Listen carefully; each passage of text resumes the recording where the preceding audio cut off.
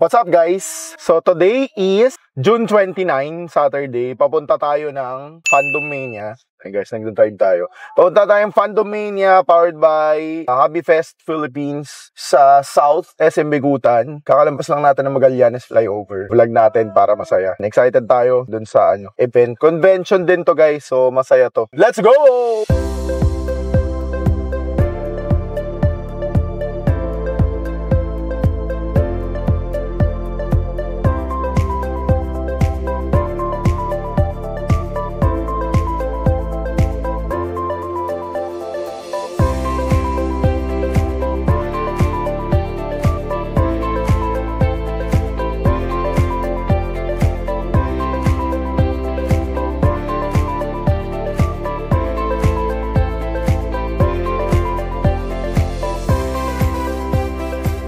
Okay guys, so kakarating lang namin. Nakikita agad si Sir Pao. Napahawak agad ng Marvel Legends guys. Are you ready?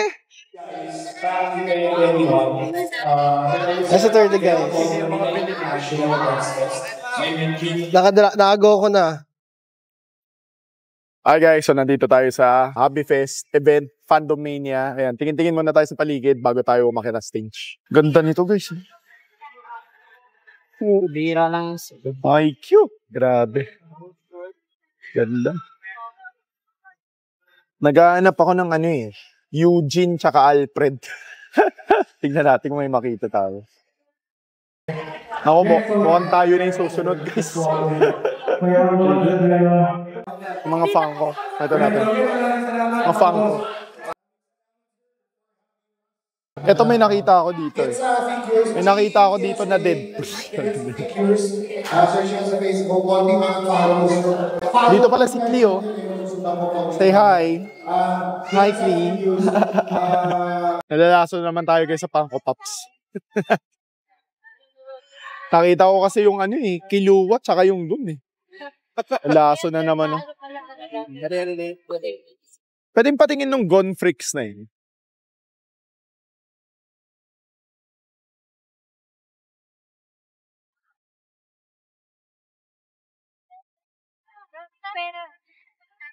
Parang laki. Parang malaki siya, no? Ganda ng Gone. Kaya may pinaka-weird na box lagi. Har! Taas kasi ng buhok. Oy, Awaken. Magkano dito? 900. Di naman ako nagpapangko ngayon. Nalalason ako. So, dito tayo guys sa booth ni Sir Paul Medina. Legendary artist, Filipino artist. Yan. Pugad baboy. Yun, no? Ayan sa Sir. Papa-autograph tayo guys. Yun! At pa-frame ko to. Ay, mili na lang po ng comic panel Sir Pao, mga kaibigan.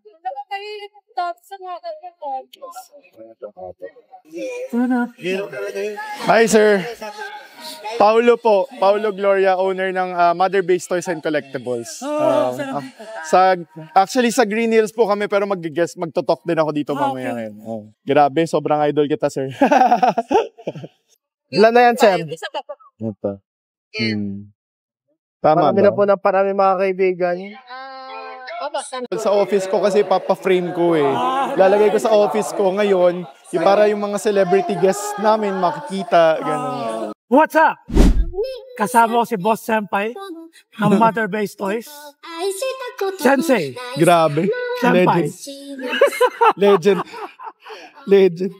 Sir Paul Medina guys, grabe. Napakalupit. Sobrang lupit niyan.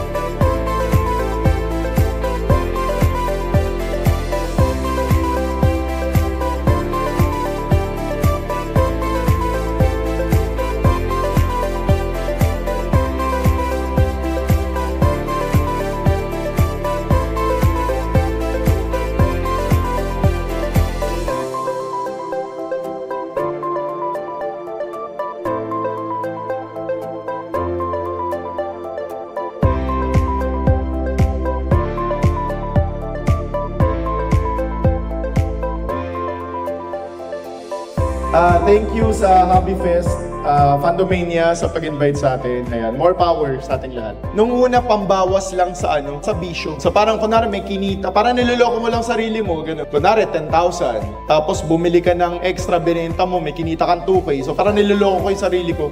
Uy, 8,000 na lang yung pang personal ko. Parang ganun, dun siya nagsimula. Yun, inulit mo ng inulit hanggang mamaya, feeling mo, libre na yung laruan mo. Dahil sa kita mo sa ibang binebenta mo. So ayun, collector pa rin. Collector pa rin. Sir, sa tingin ko ang toys, I think sir would agree na mahirap i-sustain ang toys, hindi katulad ng ibang business. Siguro the same pwedeng sabihin sa ibang business, sa karamihan. Pero I think especially mas mahirap siya sa toys na i-sustain pag hindi mo talaga siya gusto. Yun, pag hindi ka collector to begin with, mahirap yung aaralin mo lang kunwari. Mahirap kasi iba yung yung toy lines, ganun. Hindi siya katulad kunwari ng pagkain na pag may recipe na, okay na, paulit-ulit, ganun. Hindi siya ganun, iba-iba eh. Iba-iba yung lines eh. So, medyo mas challenging. Yun.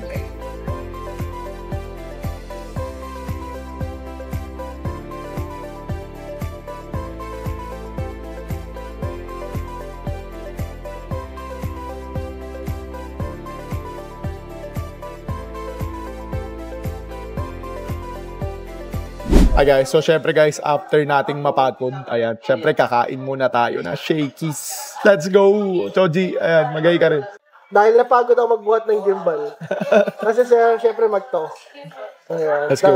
The great talk. Kain na. Guys, kain muna kami. 1 hour later. So guys, eto na, nalaso na tayo. Joke lang, pang ano rin to guys, pang display. Para pag nagdi-display tayo ng mga noodle supper, medyo mas nakakalason tignan. Tatabi ko to, lalagay ko sa gilid ng live area. Yung! Matik, bili agad. Ano mga noodle stopper, no? Hashiras. Tatanungin sa live, sir. Ay, sir, magkano yan? Nakaupo sa box. Pag tinanong to, kasi sabi ko, gagamitin ko sa ayaw nga pala guys, si Mick Mac, ayan, ano yun yung page niyan? Mick Mac Trading, Mick Mac. Wala na eh. Wala na, pala, no? Napit mo yung mic sa akin. Sorry. Mick-Mac Toys. Ayan. Mick Mac Toys, search nyo lang yan guys, ayan. Diorama, ayan, mga diorama, mga accessories. Ang dami nila.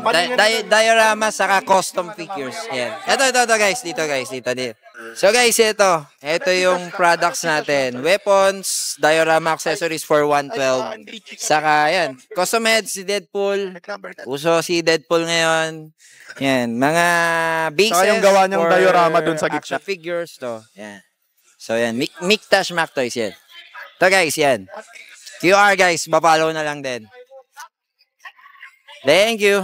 Sabi ko pag nag-live selling, 'di ba yung mga noodle stopper dito kaya i-display para mabili agad. Malamang yan may mangungulit nito, brother Mike. Wala na tayo niyan May mangungulit na naman na magkano po yung pag may nangulit, bili ko 200, ibenta ko 1,000. Ganun. Kasi wala na to. Wala na. Out of stock na yan eh. 1.5, 1.5 each. Ubus na yan. Ubus na. Kasi ito, iba yung binibenta, iba yung binibili. Yung mga tao, di ba?